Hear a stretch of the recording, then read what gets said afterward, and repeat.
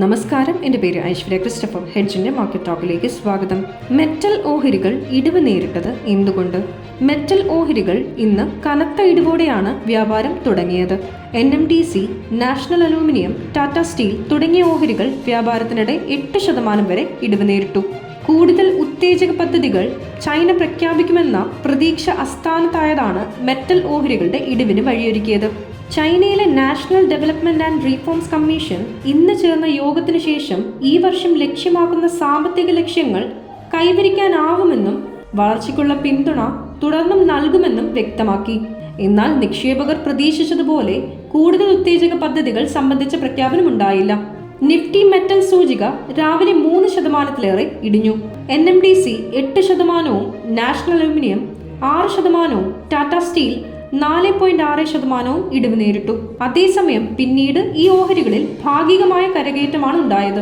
2 ആഴ്ച മുമ്പേ ചൈന പ്രഖ്യാപിച്ച ഉത്തേജക പദ്ധതികൾ മെറ്റൽ ഓഹരികളുടെ ശക്തമായ മുന്നേറ്റത്തിനാണ് വഴിയൊരുക്കിയത്.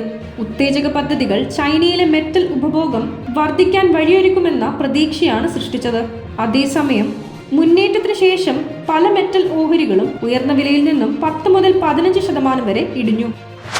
നിഫ്റ്റി 25,000-ന് മുകളിൽ തുടർച്ചയായ 6 ദിവസത്തെ ഇടിവിന് ശേഷം ഇന്ന് ഓഹരി വിപണി നേട്ടമുണ്ടാക്കി.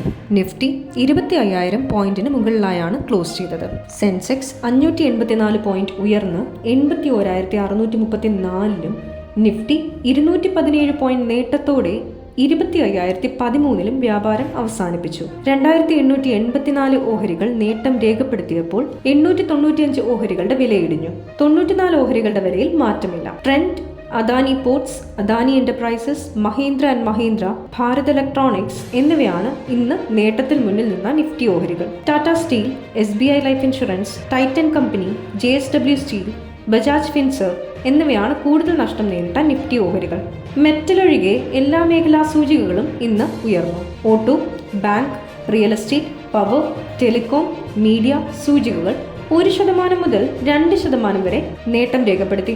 BSE മിഡ് ക്യാപ് സൂചിക 2%, സ്മോൾ ക്യാപ് സൂചിക 2.5% നേട്ടത്തോടെ ക്ലോസ് ചെയ്തു.